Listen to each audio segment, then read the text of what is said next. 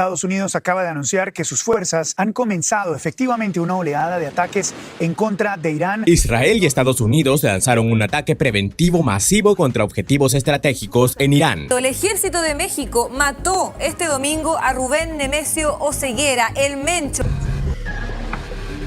Hay grupos que nos quieren provocar. Lo que están buscando es que antes de la inauguración del Mundial, la nota internacional sea: el gobierno de México reprime a maestros. Desafortunadamente en la historia existen eventos deportivos que han sido altamente criticados y pasan a ser noticia estelar, no por la magnitud de sino por la aparente falta de conciencia de los organizadores, pues han sido realizados en medio de tensiones sociales, crisis políticas o en este caso guerras. Y lo peor es que lo que estamos viviendo este 2026 no es nuevo, es casi un patrón. Quédate, banda, porque hoy hablaremos de los eventos deportivos organizados en medio de una crisis humanitaria. Yo soy Hugo Lee y esto es Desde la Grada.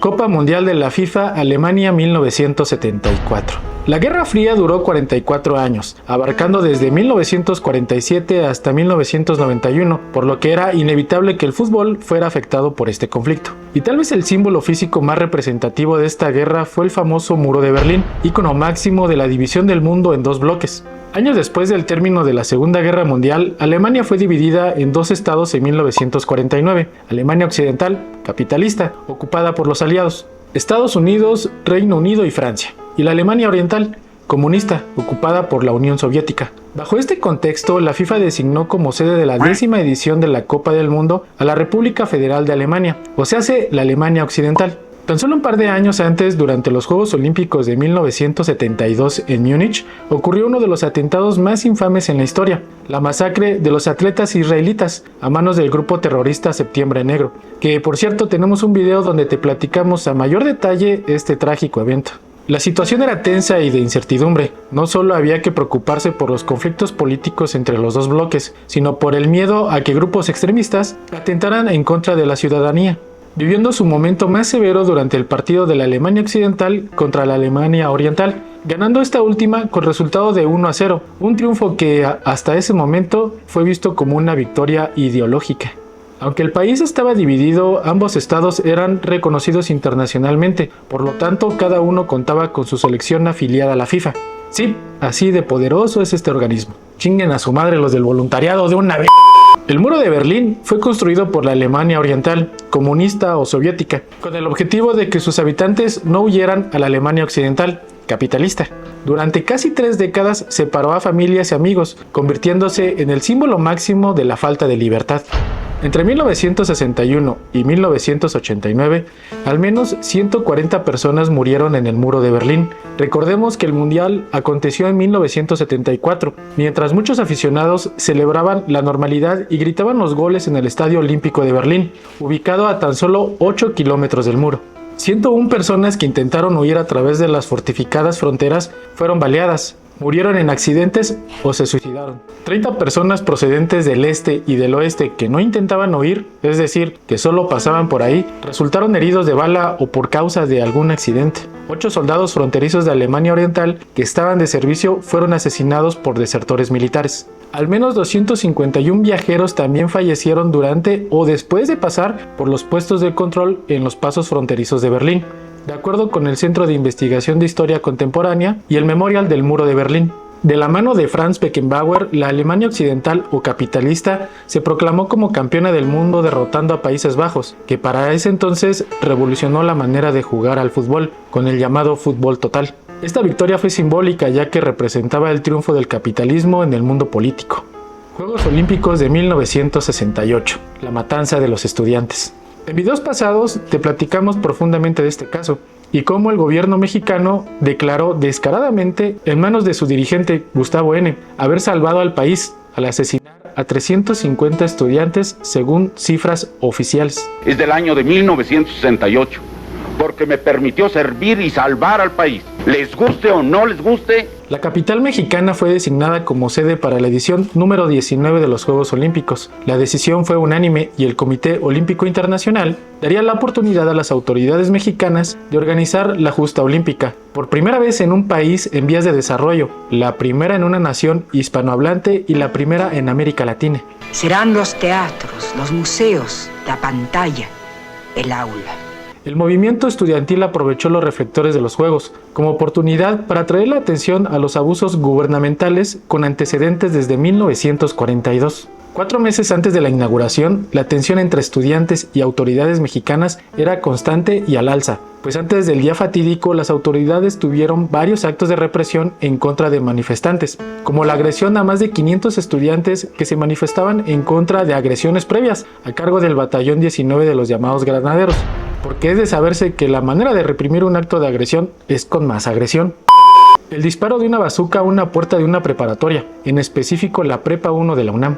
Que si no abandonamos la escuela nos van a derrumbar la puerta. Al llegar a la cuenta del 20 se escucha el estruendo de la bazuca. Y los más de 1000 estudiantes detenidos, 400 heridos y 4 asesinatos que se dieron en múltiples marchas previas.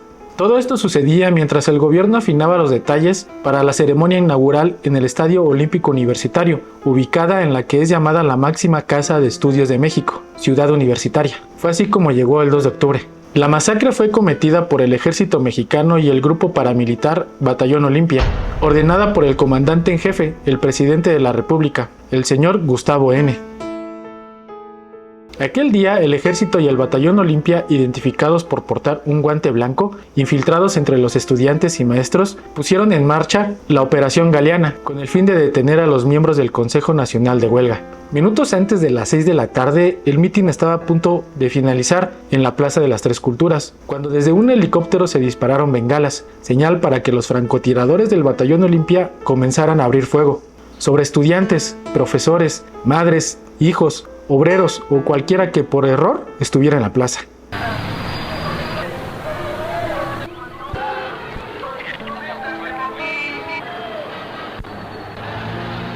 Algunos manifestantes lograron escapar y se refugiaron en los departamentos de los edificios cercanos, pero esto no los salvó. Sin orden judicial, los soldados irrumpieron en cada uno de los departamentos para capturar a los jóvenes que se habían ocultado. 30 decesos fue el número oficial por la masacre, según las autoridades. En los hospitales se reportaron 53 heridos graves y más de 2000 detenidos en el campo militar número 1. Con el paso de los años, gracias a diversos testimonios, la apertura de archivos y expedientes sobre aquel movimiento, se dieron a conocer cifras aproximadas. En 2006, el reporte de la Fiscalía Especial para Movimientos Sociales y Políticos del pasado mencionó que no es posible dar un número exacto, aunque en el informe consignó alrededor de 350 decesos. Estos juegos fueron pioneros en transmisiones a color, controles antidopaje y una mujer encendiendo el pebetero, Enriqueta Basilio, de acuerdo con el portal oficial de los Juegos Olímpicos, donde por cierto no hacen mención alguna de la masacre en contra de los estudiantes.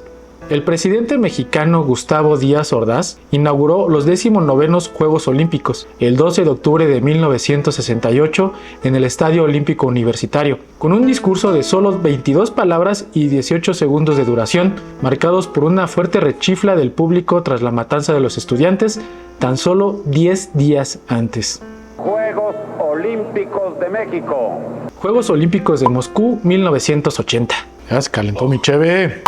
Los primeros juegos realizados en un país comunista, en ese entonces por la llamada Unión Soviética. En medio de la tensión generada por la Guerra Fría, Moscú fue designada como sede para la edición 22 de los Juegos Olímpicos, ganando por mucho a la sede competidora, Los Ángeles, Estados Unidos. En estos juegos influyó notablemente la situación política del momento. La Unión Soviética, el país más grande del mundo y una de las dos potencias mundiales tanto en términos económicos, políticos y militares. Tras la caída de la Alemania nazi en 1945, la necesidad de cubrir el vacío de poder condujo a la desintegración de la alianza, conformada por Reino Unido, Francia, China, Estados Unidos y la Unión Soviética. Esta alianza surgió por la necesidad de derrotar al fascismo, uniendo a naciones con ideologías opuestas contra un enemigo en común. En pocas palabras, se juntaron para darle en la madre a Hitler. Aquí dio inicio la Guerra Fría, que fue un periodo marcado por un conflicto político ideológico entre Estados Unidos y la URSS, entre 1947 y hasta 1991. Este lapso de tiempo polarizó al mundo en dos bloques, el capitalismo y el comunismo.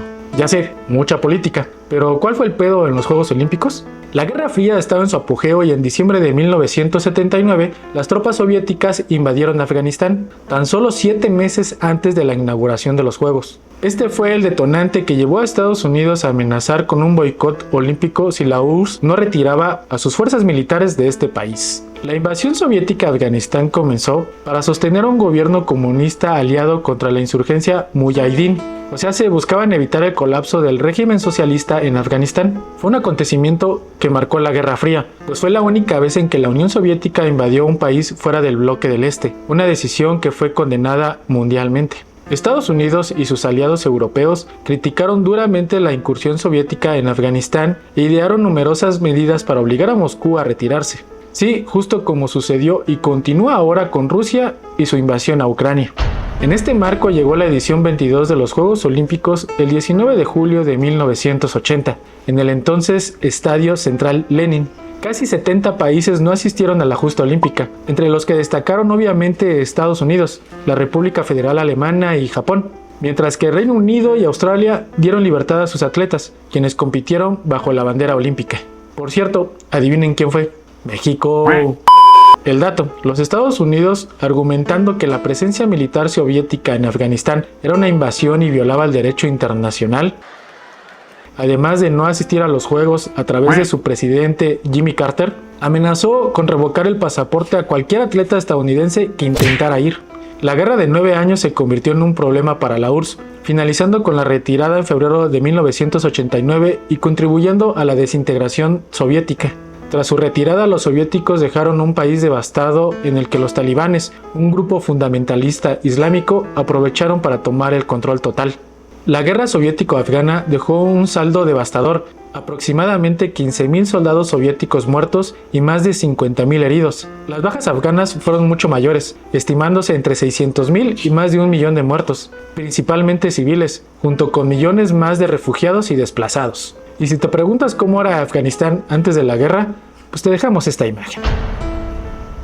Los Juegos concluyeron con la Unión Soviética liderando el medallero con un saldo de 195 medallas. Alemania, Bulgaria y Cuba le siguieron, dejando a México en el lugar 29 con 4 medallotas. Por cierto, su mascota llamada Misha representaba el oso pardo, un símbolo tradicional y folclórico de Rusia, diseñado para proyectar una imagen de amabilidad y de paz. ¿Qué? Mundial de Argentina 1978. Por fin el mundo puede ver a la verdadera imagen de la Argentina, dijo con enorme seguridad João Havelange, el presidente de la FIFA, cuando el Mundial de Fútbol se ponía en marcha en Argentina en el año de 1978. Mundial 78. Una muestra de lo que los argentinos somos capaces de hacer. Mundial que se llevó a cabo en medio de la dictadura militar que oprimió a toda la nación, al que denominaron como proceso de reorganización nacional, después de un golpe de estado que la Junta Militar hizo en marzo de 1976, bajo el mando del general Jorge Rafael Videla. Los objetivos declarados del proceso de reorganización nacional eran claros: combatir la corrupción, la demagogia, la subversión y ubicar a la Argentina en el mundo occidental y cristiano. Haremos una pausa para que asimiles esto último.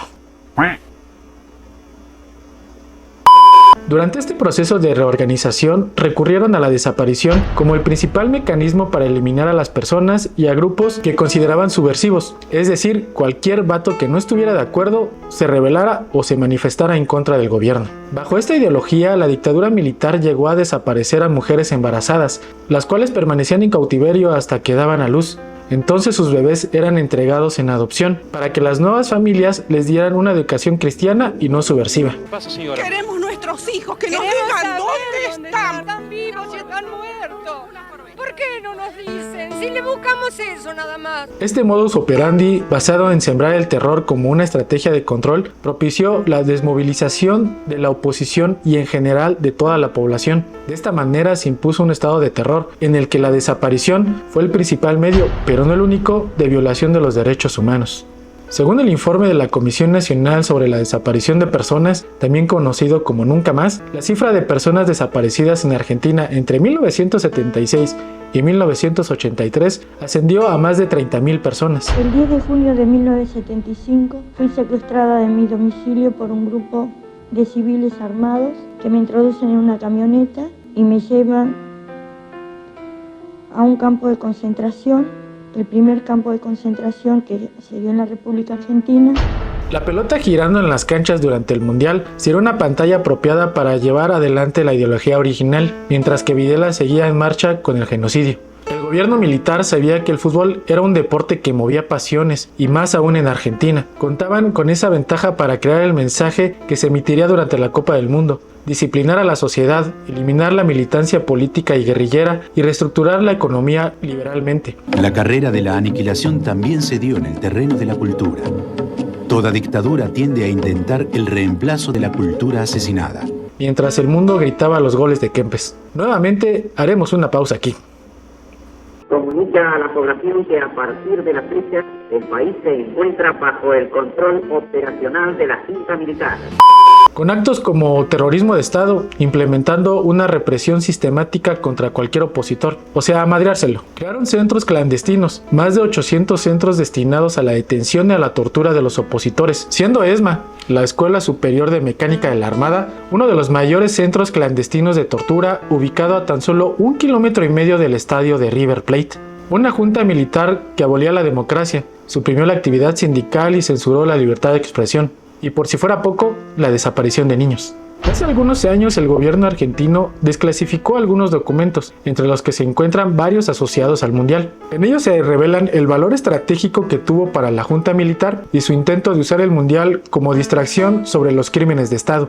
Sobra decir lo obvio, la albiceleste se consagró campeona del mundo por primera vez en su historia, el 25 de junio de 1978 en el estadio de River Plate. Hasta la fecha se sigue investigando el verdadero número de desaparecidos bajo esta dictadura. Es importante mencionar que este top banda se realizó con información publicada, tanto en registros históricos, estancias gubernamentales, así como información de estancias activistas, por lo que las cifras mencionadas en todo momento se manejan como oficiales. Desafortunadamente nunca sabremos los números reales, y en palabras de la conocida activista argentina Tati Almeida, integrante de Madres de Plaza de Mayo, terminamos este punto. El único registro real de la cantidad de muertos y desaparecidos, su identidad y su destino final está en el poder de los asesinos, que ocultan todos los datos sabiendo que su proceder fue abiertamente criminal.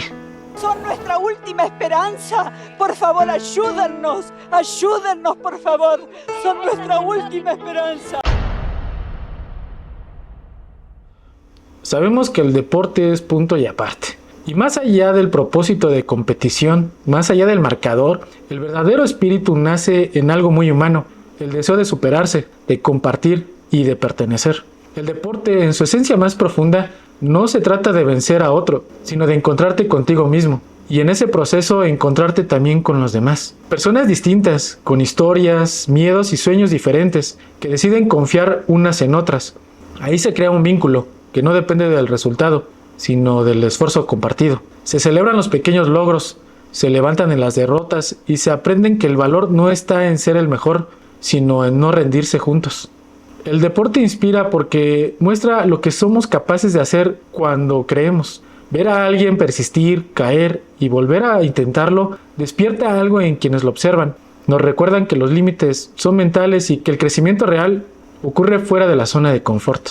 En ese sentido, el deporte es un lenguaje universal, no importa el idioma, la cultura o el origen. Una mirada antes de competir, un gesto de respeto, una mano extendida después de caer, todo eso comunica más que 1000 palabras. Pero, ¿cuál es el límite? ¿Vale la pena ignorar lo que pasa alrededor para contagiarnos de ese espíritu? ¿O es el pretexto perfecto para enseñarles a los líderes mundiales que algo tan simple como un partido puede unir al mundo?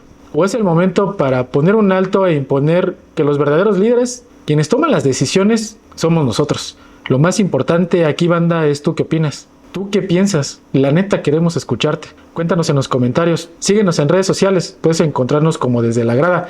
Dale like, comparte si te gustó el video o si quieres más temas así. Yo soy Hugo Lee y te dejamos esta pequeña historia que nos da una gran lección. La tregua de Navidad de 1914. Esto es Desde la Grada.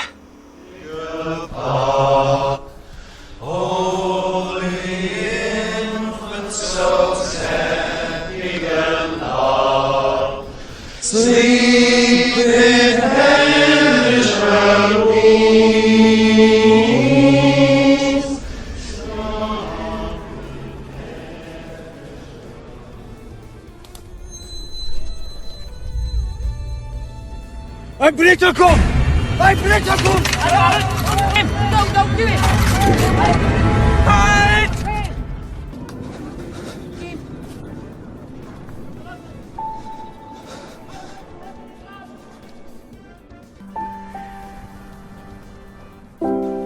My name is Jim. Mein Name ist Otto. Pleased to meet you, Otto. Freut mich. Rose, she's called. Schön, schön.